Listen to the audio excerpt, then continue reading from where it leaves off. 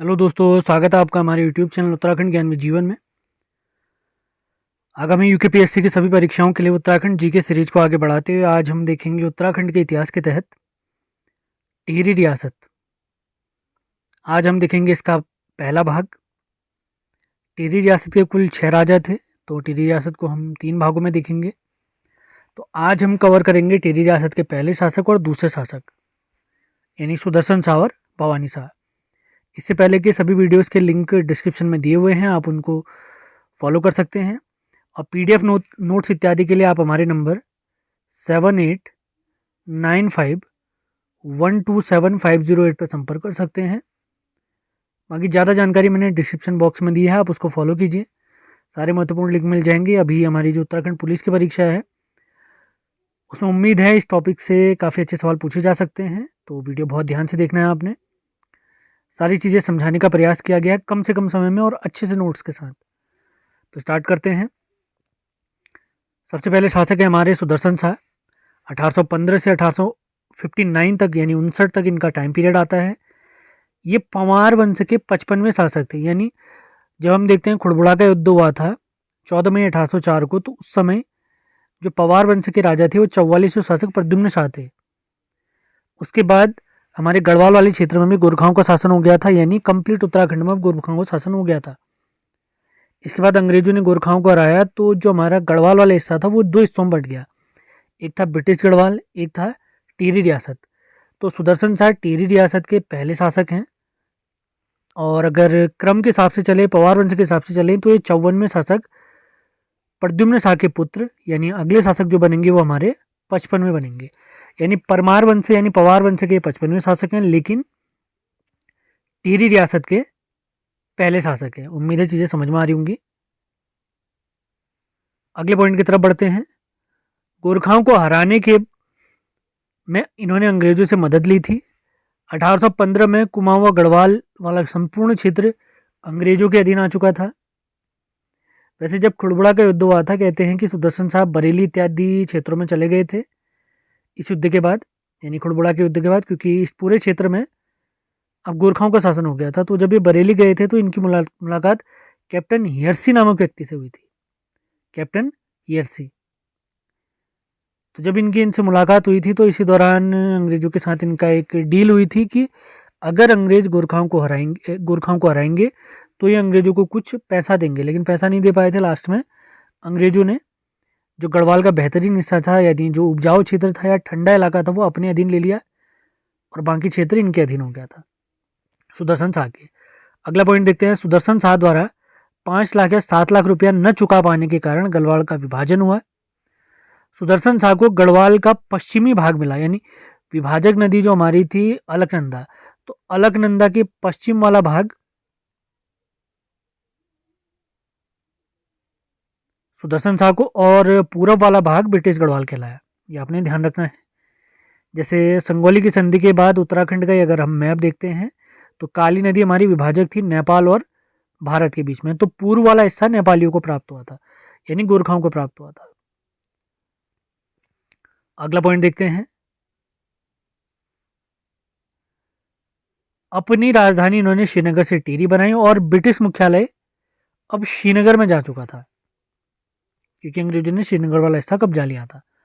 अगला पॉइंट देखते हैं। टिहरी की स्थापना 30 दिसंबर, देखिए किताबों में इसके बारे में 28 दिसंबर भी दिया हुआ है, आपने ध्यान रखना है। तो टिहरी नगर की स्थापना, टिहरी रियासत की स्थापना 30 दिसंबर या 28 दिसंबर 1815 को सुदर्शन शाह ने की, भागीरथी और भिलंगना के संगम पर। ये वही भागीरथी और भिलंगना है जहाँ पर पहले गणेश प्रयाग होता था। वर्तमान में वहाँ पर टिहरी डैम है और इस दिवस को कहते हैं रेस्टोरेशन डे। अगला पॉइंट देखते हैं। 6 फरवरी 1820 को ब्रिटिश यात्री मोरक्राफ्ट टिहरी आया था और उसने सुदर्शन शाह को कलाविदों का शिरोमणि कहा है। अगले पॉइंट की तरफ बढ़ते हैं। 4 मार्च 1820 को अंग्रेज और टिहरी रियासत के बीच में संधि हुई और टिहरी रियासत को अंग्रेजों ने मान्यता भी प्रदान की। अगला महत्वपूर्ण फैक्ट देखते हैं। 1824 में रवाई क्षेत्र टिहरी में शामिल हुआ। अगला पॉइंट। 1848 में टिहरी राजभवन, जिसे हम पुराना दरबार कहते हैं, इसकी स्थापना भी हुई। अगला महत्वपूर्ण फैक्ट देखते हैं। 26 दिसंबर 1842 को टिहरी में ब्रिटिश सरकार का प्रतिनिधित्व कुमाऊं कमिश्नर को सौंपा गया और इस समय पे कुमाऊं कमिश्नर थे लुशिंगटन, चौथे कुमाऊं कमिश्नर लुशिंगटन। अगले पॉइंट की तरफ बढ़ते हैं। 1826 में सुदर्शन शाह का विवाह कांगड़ा के कटौच वंशी महाराज संसार चंद की 2 पुत्रियों से इनका विवाह हुआ था। काफी इंपॉर्टेंट हो सकता है। 6 जनवरी, देखिए किताबों में इसको फरवरी भी लिखा हुआ, आपने ध्यान रखना है 6 जनवरी या फरवरी। तो इस दिन 1859 को सुदर्शन शाह का निधन हो गया था। इससे पहले हम देखते हैं 1857 की क्रांति हुई थी। तो क्रांति के समय भी कुमाऊं कमिश्नर रेमजे का काफी मदद की थी इन्होंने। किसने? सुदर्शन शाह ने। ये चीजें आपने ध्यान रखनी है। गढ़वाल नरेश कौन थे अगर पूछेंगे उस समय पे, गढ़वाल नरेश यानी टिहरी रियासत के शासक कौन थे अगर पूछेंगे तो आपने ध्यान रखना है। अगला टॉपिक देखते हैं सुदर्शन शाह और साहित्य संबंधित कुछ जानकारी। इनकी प्रमुख पुस्तक है सभासार, जो कि 7 खंडों में है। यह ब्रज भाषा में लिखी गई है और इसी के साथ इनकी और भी रचनाएं हैं। गोरखवाणी। अगर इनके 7 खंडों के बारे में बताऊं, ये 7 खंड कहाँ कहाँ हैं, तो 7 खंडों में 2 हिस्से इसके रखे हुए हैं। टिहरी जो पुस्तकालय वाला पोर्शन है वहां, ये जो हम सभासार देख रहे हैं इसके 7 भाग, इनके 2 हिस्से यहाँ रखे हुए हैं। 2 हिस्से सूरवीर सिंह जी के पास हैं और इसका एक हिस्सा यानी माफ करें 3 हिस्से टिहरी जो हमारा पुस्तकालय है वहां रखे गए हैं। 3 हिस्से सूरवीर सिंह जी के पास हैं और इसका एक हिस्सा जीवानंद श्रीयाल के पास है। जो सभासार हम देखते हैं जो 7 हिस्सों में बटी हुई है। 3 हिस्से टिहरी संग्रहालय या टिहरी पुस्तकालय में रखे हैं, 3 हिस्से इसके सूरवीर सिंह जी के पास रखे हुए हैं और एक हिस्सा इसका जीवानंद श्रीयाल जी के पास है। अगला पॉइंट देखते हैं। इनके राजकवि किनके? सुदर्शन शाह जी के। सुदर्शन शाह जी के राजकवि हैं हरिदत्त शर्मा। इनकी पुस्तक है सभाभूषण और रामायण दीपिका, कामदूत काव्य। पॉइंट ध्यान रखने हैं आपने। अगला पॉइंट देखते हैं।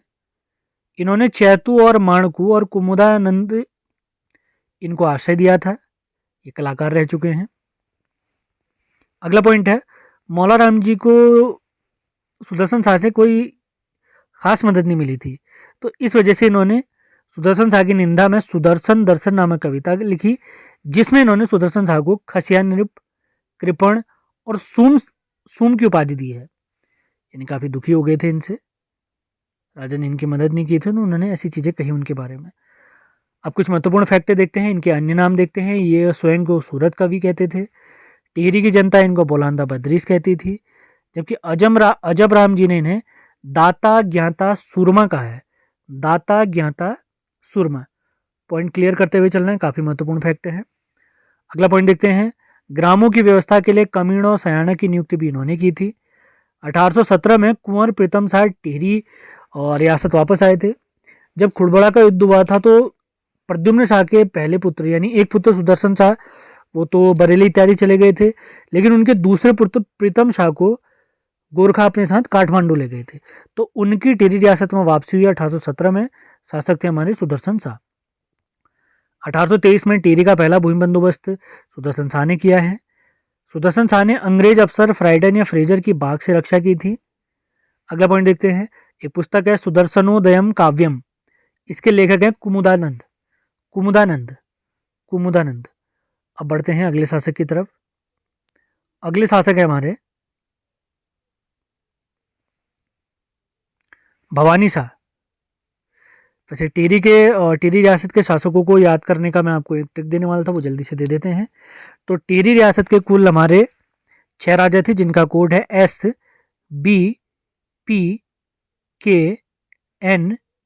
फिर से रिपीट करता हूं, SBPKNM। एस से सुदर्शन शाह, बी से भवानी शाह, पी से प्रताप शाह, के से कीर्ति शाह, एन से नरेंद्र शाह और एम से बनते हैं मानवेंद्र शाह, जो कि टिहरी रियासत के अंतिम शासक हैं। तो अब दूसरे शासक देखते हैं, जो कि हमारे भवानी शाह। ये 1859 से 71 तक शासक रहे थे। परमार वंश के ये वास्तविक रूप से 56वें शासक हैं। ये सुदर्शन शाह के ज्येष्ठ पुत्र थे। इनकी माता जी का नाम गुणदेवी था, आपने याद रखना है। उससे पहले की घटनाक्रम क्या हुआ था मैं आपको बताता हूँ। सुदर्शन शाह की छोटी रानी खनेती भी थी। अभी हमने आपको एक पॉइंट दिखाया था 1826 में इनका विवाह हुआ था 2 जुड़वा बहनों से। ये देखिए आप, 2 पुत्रियों से हुआ था इनका विवाह 1826 में सुदर्शन शाह जी का। तो इनकी जो 2 पत्नियां थी उनमें एक पत्नी थी गुणदेवी, जिनके पुत्र थे हमारे भवानी शाह, जो कि बड़े पुत्र थे, जिन्हें शासक भी बनना था। लेकिन इनकी जो छोटी रानी थी सुदर्शन शाह की खनेती, इन्होंने अपने पुत्र शेर शाह को शासक बना दिया था। 9 माह की समस्या के बाद उस समय के कुमाऊं कमिश्नर रेमजे टिहरी रियासत आए। उन्होंने हस्तक्षेप किया और शेर शाह को गद्दी से हटाया। 24 अक्टूबर 1859 को इन्होंने भवानी शाह का राज्याभिषेक करवाया था। क्योंकि अभी हमने देखा था 1820 में टिहरी रियासत और अंग्रेजों के बीच संधि हुई थी कि जब हमें एक दूसरे की जरूरत पड़ेगी तो हम आएंगे मदद करने के लिए। जैसे सुदर्शन शाह जी ने 1857 की क्रांति के दौरान इनकी मदद की थी, तो इसी दौरान राज्य में जो समस्या हुई थी शासक की, उससे निजात दिलाने के लिए कुमाऊं कमिश्नर रेमजे को आना पड़ा था। आपने ध्यान रखना है। अगला पॉइंट देखते हैं।